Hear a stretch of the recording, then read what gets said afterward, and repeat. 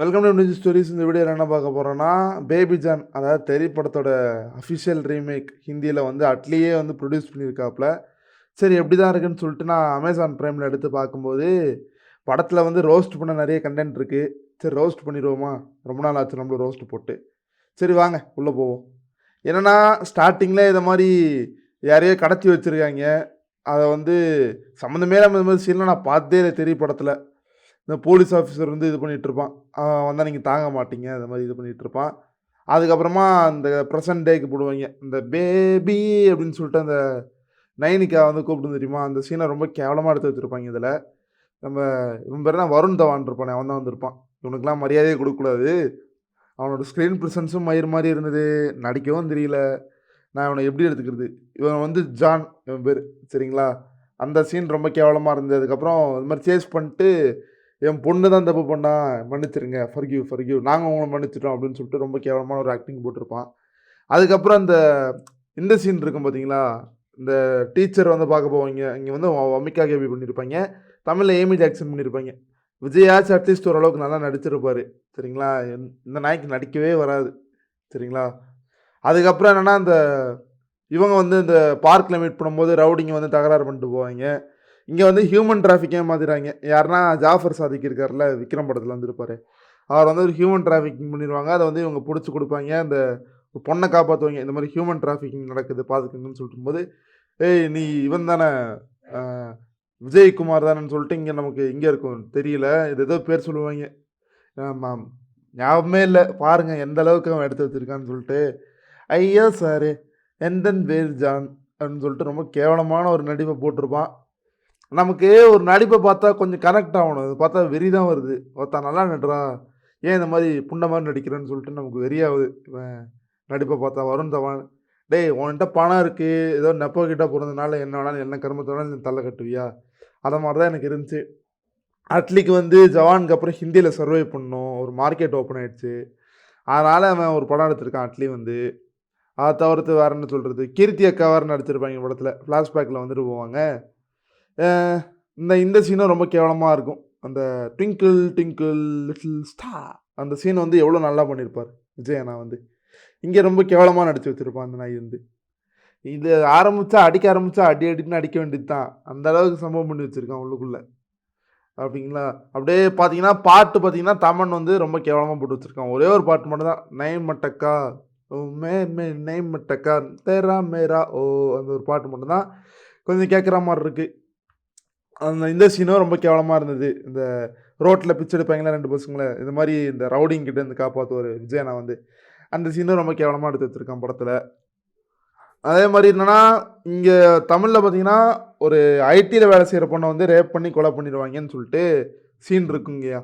இங்கே வந்து என்னென்னா, ஒரு ஸ்கூல் போகிற பொண்ணை ரேப் பண்ணது இல்லாமல் கொளுத்தி கொலை பண்ணுவாங்க. இஷ்டத்துக்கு மாற்றி வச்சுருப்பான் வந்து. எவன் டேரக்டர்னு தெரியல, டே அட்லி நீ தானடா ப்ரொடியூசர், உருப்படியாக பண்ண மாட்டியாடா? ரொம்ப கேவலமாக இருக்குடா, நான் என்னன்னு சொல்கிறது. அதை கொளுத்திடுவாங்க. அதுக்கப்புறம் இங்கே மொட்டராஜேந்திரன் கேரக்டருக்கு வந்து ஒரு கேவலமான ஒரு ஆள் வந்து நடிச்சுக்கிட்டு இருப்பாப்புல. நான் மட்டும் இருந்தால் அவனை இங்கேயே கொளுத்திடுவேன் சார், போய் பாருங்கன்னு சொல்லிட்டு அப்படியே அவன் கொளுத்தி விடுவான்.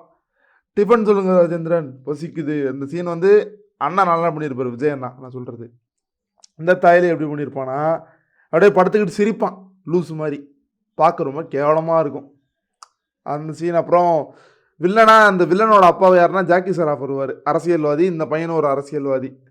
என் பையனை யாருக்கு நான் சொல்லும்போது, யார் வேணாலும் இருக்கலாம், இவராக இருக்கலாம், இல்லை இவங்களாக இருக்கலாம், ஐபிஎஸ் விஜய் குமாராக கூட இருக்கலாம். அந்த சீன் எவ்வளோ நல்லாயிருக்கும் தமிழில். இங்கே வந்து இவன் நடிக்கிறத பாருங்கள், அப்படியே கூலிங் கிளாஸ் போட்டு நடந்து வருவான், உங்களுக்கே இரிட்டேட்டிங்காக இருக்கும் பார்க்குறதுக்கு.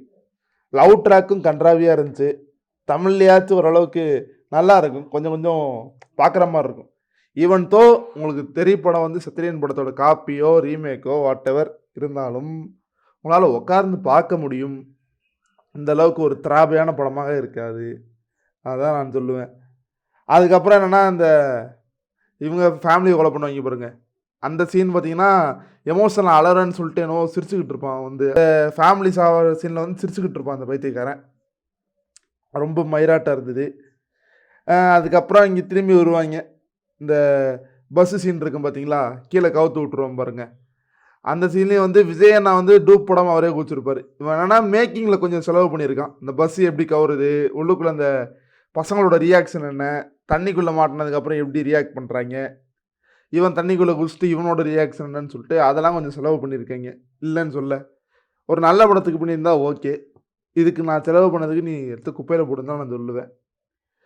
ஐயா, நான் வந்து என்ன சொல்றது, ஹிந்தி படம் வந்து மேக்ஸிமம் லாங்குவேஜ் புரியாதுன்னு சப்டைட்டில் வந்து உட்காந்து பொறுமையா உட்காந்து படிச்சுக்கிட்டு இருக்கிற ஆளு. எனக்கே டென்ஷன் ஆகுது. இந்த சப்டைட்டில் கூட படிக்கல. "சிஸ்டர் புண்டைக்கு போ, நானும் அப்படியே படிக்கிறேன்ற" மாரி அப்படியே பார்க்க ஆரம்பிச்சுட்டேன் இந்த பேபி ஜான வந்து. அதுக்கப்புறம் வழக்கம் போல உங்களுக்கு தெரிய படத்துல என்னன்னு தெரியும்ல, இந்த பேய் இருக்கு, விஜயகுமாரோட ஆவி இருக்குன்னு சொல்லிட்டு, அந்த பேக் டு பேக் என்ன இருந்தோ தெரிய படத்துல அதே தான் காப்பி பேஸ்ட் அப்படியே எடுத்து வச்சுட்டான். அப்புறம் கடைசியில ஜாக்கி சராஃப வந்து அடிச்சு கொலை பண்ணி போட்டுட்டு, அப்படியே முடிச்சுருவாய்ங்க. அதுக்கப்புறம் போஸ்ட் கிரெடிட் சீன்னு ஒரு புண்டைய வச்சிருக்கான் படத்துல. என்னன்னா, வமிகா கேபியும் இவனும் ஏஜென்ட்டாமா வருண் தவானும். ஏஜென்ட்ன்ற மாரி போட்டு, இது மாரி இங்க என்னலாம் தப்பு நடக்குதுன்னு நான் பார்த்துப்பேன்னு சொல்லிட்டு, யாரு கீழ இவங்க வேலை செய்றாங்கன்னு பார்த்தீங்கன்னா, ஏஜென்ட் பைஜான், சல்லு பாய் வராரு. இந்த ஆள் எதுக்கு இங்க வந்துட்டு போறான்னு சொல்லிட்டு பார்த்தீங்கன்னா, இந்த ஆள் தான் ஆக்சுவலா அட்லி, அல்லு அர்ஜுன் ஒரு ப்ராஜெக்ட் சைன் பண்ணியிருக்காங்க பார்த்தீங்களா, சன் பிக்சர்ஸ்ல. இந்த ஆள் தான் நடிக்க வேண்டியது. அப்புறம் இந்த ஆளுக்கு வந்து தொடர்ந்து ஃப்ளாப் வந்து இந்த ஆள் வச்சு படம் பண்ணா வேலைக்கு ஆவாது. நம்ம அல்லு அர்ஜுன் வச்சு படம் பண்ணிக்கலான்னு இந்த ஆள் கழண்டு அப்படியே வெளில வந்துட்டார் அட்லி வந்து. ஸோ, அதனால இதில ஒரு கேமியோ கூப்பிட்டுக்கலான்னு சொல்லிட்டு கூப்பிட்டு வச்சிருக்கான். அதாங்கய்யா. வேற ஒண்ணும் இல்ல. "அப்பா அட்லி நீ டைரக்ட் பண்ற படம் நல்லா இருக்கு. நீ ப்ரொடியூஸ் பண்ற படம்லாம் ஏன்பா இப்படி இருக்கு?" அதான் என் கேள்வி. முடிஞ்சா அமேசான் பிரைம்ல எடுத்து பாருங்க. பேஷன்ஸ் இருந்தா மட்டும் பாருங்க. நடிக்க தெரியாத நாயெல்லாம் வந்து படம் நடிச்சிட்டு இருக்கான். நெப்போ கிட் டைலி பாலிவுட்ல. எவ்வளவோ நல்ல படம் இருக்கு. லா பட்டா லேடீஸ் மாரி படம் எடுக்கிறதுனால சப்போர்ட் பண்ணுங்க. இந்த மாரி கண்ட்ராவியெல்லாம் பார்த்து டைம் வேஸ்ட் பண்ணாதீங்க. அந்த மாரி. அவ்வளோதான் நான் சொல்லுவேன் ஃபிரெண்ட்ஸ். Thank you.